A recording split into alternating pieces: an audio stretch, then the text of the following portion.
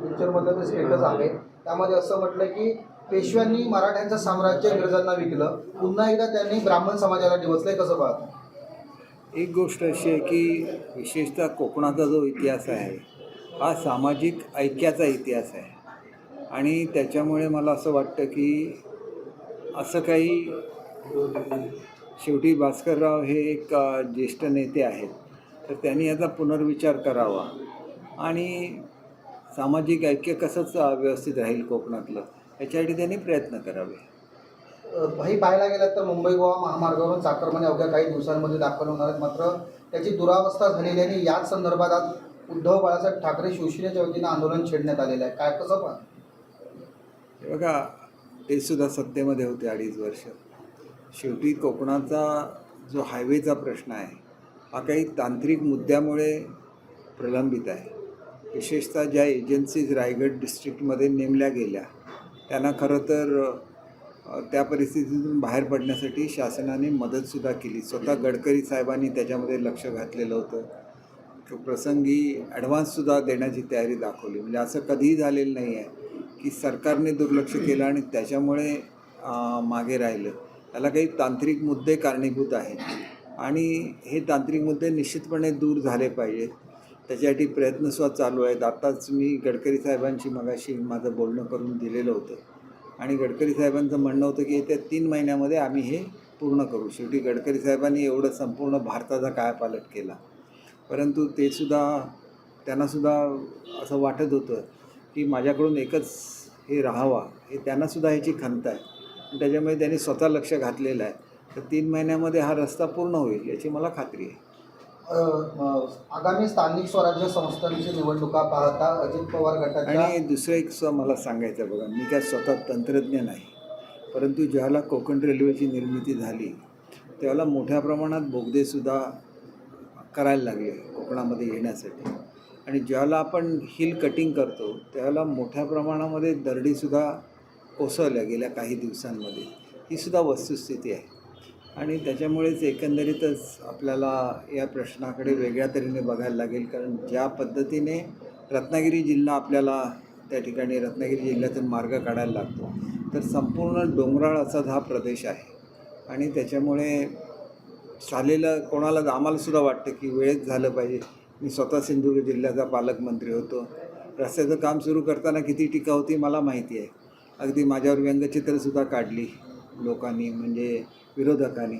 पण तो रस्ता तयार होऊन आता जवळजवळ 8-9 वर्ष झाले. म्हणजे आम्ही ज्या पद्धतीने सिंधुदुर्गमध्ये ॲक्विजिशन पूर्ण केलं आणि ज्या पद्धतीने काम पूर्ण करून घेतलं, परंतु त्याच्यानंतरसुद्धा काही काळ अडचणी आलेल्याच आहेत. त्या नाकारता येणार नाहीत. काही वेळेला पूल खचण्याचे प्रकार झालेले आहेत आणि त्याच्यामुळे एकंदरीतच कोकणामध्ये कोकण रेल्वे हा एक चमत्कार होता. परंतु तसा चमत्कार घडवण्यासाठी तेवढेच तांत्रिक कौशल्यसुद्धा त्याच्यामध्ये पणाला लावायला लागलेलं आहे आणि त्याच्यामुळे जरी उशीर झालेला असला तरी हा कायमस्वरूपी टिकणारा रस्ता व्हावा असेच आम्हाला सगळ्यांना वाटतं. आगामी स्थानिक निवडणुकांचा पाहता अजित पवार गटानं जबाबदारी जी आहे, म्हणजे अजित पवारांची जबाबदारी आहे ती नवाब मलिकांकडे दिलेली आहे आणि त्यांना प्रमुख केलेलं आहे या निवडणुकांसाठी. बघा, दादांनी काय करावं ह्याच्यावर मी कॉमेंट करणं योग्य नाही. शेवटी त्यांचा पक्ष स्वतंत्र आहे, ते स्वतंत्र निर्णय घेऊ शकतात आणि त्यांनी विचार करून घेतलेला निर्णय असेल, त्याच्यामुळे त्याच्यावर मी काही कॉमेंट करणं योग्य मानतो. भाई, राक्षसी बहुमतामुळे सरकारला जनतेचा विसर पडला आहे अशी टीका जी आहे ती विजय वडेट्टीवार यांनी केली आहे आणि कारण आनंदाचा शिधा जी योजना होती ती योजना आता बंद पडणार असे ते म्हणतात. काय सांगा? एक गोष्ट अशी आहे की आपली जी महिलांसाठीची योजना आहे तीसुद्धा बंद पडणार असंच ते म्हणत होते, परंतु तसं काय घडलं नाही.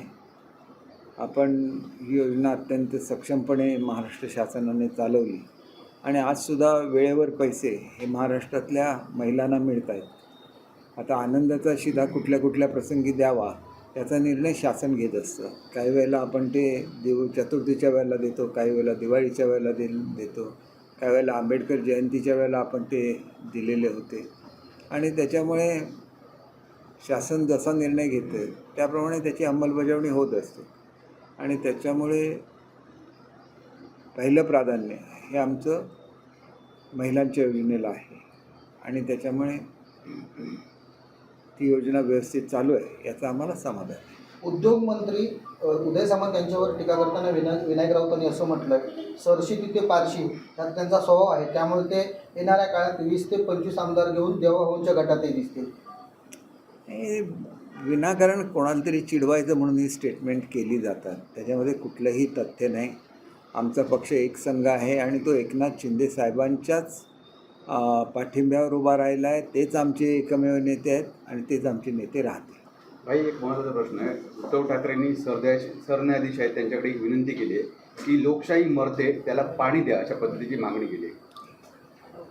बघा, शेवटी असं आहे की त्यांच्या अनेक याचिका या सर्वोच्च न्यायालयामध्ये पेंडिंग आहेत. नेहमी सर्वोच्च न्यायालयाचा अपमान करणारे विधानं हे त्यांच्याकडून होत असतात, इतर कोणाकडून ती होत नसतात. शेवटी न्यायव्यवस्थेचा मान हा ठेवायला लागतो आणि त्याच्यामुळे तो न्यायव्यवस्थेचा मान सर्वांनी ठेवावा अशी आमची सार्थ अशी अपेक्षा असते. आणि त्यांनी काय मागणी केली याच्यापेक्षा कुठलीही गोष्ट ही शेवटी पिटिशनच्या माध्यमातून न्यायालयाच्या समोर यायला लागते आणि ती आल्यानंतर त्याच्यावर विचार होतो आणि ते जर कायदेशीर मागणी असेल तर ती मान्यसुद्धा होते. केवळ त्यांची सत्ता गेली म्हणून लोकशाहीला काहीतरी म्हणणं किंवा चुकीचं चाललं आहे असं बोलणं हे मुळातच चुकीचं आहे. कारण ते स्वतः लोकशाही मानतात की नाही मला माहिती नाही, पण लोकशाही मानत असतील तर त्यांनी लोकमताचा आदर ठेवला पाहिजे. ते निर्धास्त राहिले, त्यांनी इलेक्शन सिरियसली घेतली नाही, कारण लोकसभेमध्ये त्यांना चांगलं यश मिळालेलं होतं आणि ते यश मिळाल्यामुळे ते झोपून राहिले. आमचं सरकार मात्र काम करत राहिलं, लोकांपर्यंत पोचत राहिलं, लोकांसाठी वेगवेगळ्या योजना, लाडक्या बहिणीसारख्या योजना आणल्या आणि त्याच्यामुळे मला असं वाटतं की योजना आणल्यानंतर त्याचा परिणाम जो लोकांवर झाला हे त्यांच्या ध्यानीमानीसुद्धा नव्हतं आणि त्याच्यामुळे त्या भ्रमात ते वावरले आणि त्याचा परिणाम हा त्यांना निवडणुकीमध्ये त्याचे परिणाम भोगायला लागले. बावनकुळे साहेब चौकूळ आंबोलीमध्ये राहिले होते, तर जर तुम्ही केलेला कबूल आहे तर गावकर प्रश्न सुटला आहे, परंतु अजून त्याचं सातबाराचं वाटप केव्हा होईल काय वाटतं तुम्हाला? त्या संदर्भात काय बोलणं झालं आहे का तुमचं? जे गेळेचं वाटप आहे 15 ऑगस्टला करण्याचा आमचा विचार आहे, कारण गेळे छोटं गाव आहे, तिथली मोजणी झालेली आहे. आंबोली चौकूळची मोजणी झाल्याबरोबर त्याचे 7/12 तयार होतील आणि त्याचं वाटप होईल. परंतु लोकांचे म्हणणं असं आहे की वनक्षेत्र ज्या जमिनीला लागलेलं आहे त्या जमिनीचं आणि कबुलातदार सदरामध्ये असलेल्या जमिनीचं एका वेळेला वाटप व्हावं. तर या संदर्भात मी वनमंत्र्यांची भेट घेतलेली आहे, महसूल मंत्र्यांची भेट घेतलेली आहे आणि त्याच्या संदर्भातली जी केस आहे त्याचा निकाल आमच्यासारखा लागलेला आहे आणि त्याच्यामुळे चुकीने ही वनसंज्ञा लागलेली आहे हे आता सिद्ध झालेलं आहे आणि ती वनसंज्ञा नाही आहे. खरं तर 35 सेक्शनखाली एक्सेस लँड म्हणून त्याची नोंद झालेली होती, परंतु तो 35 सेक्शन हा ह्या जमिनीला लागू होत नाही. म्हणजे एकतर तो सरकारी जमिनीला लागू नसतो आणि ही जमीन संपूर्ण गावाची असल्यामुळे होल्डिंगची जी मर्यादा आहे त्याच्यामध्ये सुद्धा हे बसतं आणि त्याच्यामुळे जो निकाल लागलेला आहे तो योग्य निकाल आहे. त्याची अंमलबजावणी शासनाकडून होण्यासाठी हा आता राज्य शासनाकडे निकाल गेलेला आहे आणि माझी खात्री आहे की या निकालामध्ये सुद्धा राज्य शासनाकडून आम्हाला न्याय मिळेल. साहेब, काही कार्यकर्त्यांनी असं म्हटलं आहे की पुन्हा एकदा शिंदेनी मुख्यमंत्री व्हावं आणि त्या वक्तव्यावर उदय सामंत म्हणतात की पदाधिकाऱ्यांनी इच्छा व्यक्त केली तर त्यात वावगं काय? आपल्याला वाटतं का पुन्हा एकदा एकनाथ शिंदे मुख्यमंत्री झाले पाहिजे? बघा, प्रत्येकालाच वाटतं की आपला नेता मुख्यमंत्री व्हावा, त्याच्यामध्ये गैर काय असं बिलकुल नाही. परंतु ज्यावेळेला साहेब मुख्यमंत्री होते त्यावेळेला फडणवीस साहेबांनी सुद्धा उपमुख्यमंत्रीपद स्वीकारलेलं होतं आणि चांगल्या तऱ्हेने ते त्यांच्यावर साथीला राहिले. आतासुद्धा हा निर्णय वरिष्ठांनी घ्यायचा असतो.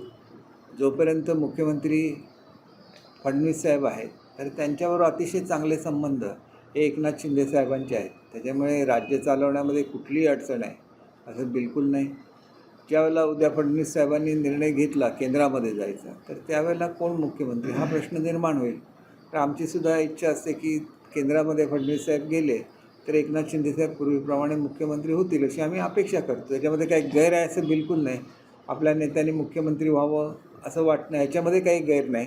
परंतु युतीचा धर्म पाळायला लागतो आणि त्याच्यामुळे युती म्हणून आम्ही सगळे एकत्र आहोत. कोण मुख्यमंत्री आहे, कोण उपमुख्यमंत्री आहे ह्याला फारसं महत्त्व न देता हे महायुतीचं राज्य आहे आणि फडणवीस साहेबसुद्धा आमचेच आहेत. त्याच्यामुळे आम्हाला त्याच्यामध्ये कुठलंही वाईट वाटत नाही की ते मुख्यमंत्री आहेत म्हणून. आमचं त्यांना पूर्ण पाठिंबा आहे. भाई भावनिक आणि श्रद्धेचा विषय असता तर एक वेळ चिकन आणि मटन दुकानं बंद ठेवली चालली असती. मात्र स्वतंत्र दिनी मटन चिकनची दुकानं बंद ठेवणं हे मला पटत नाही.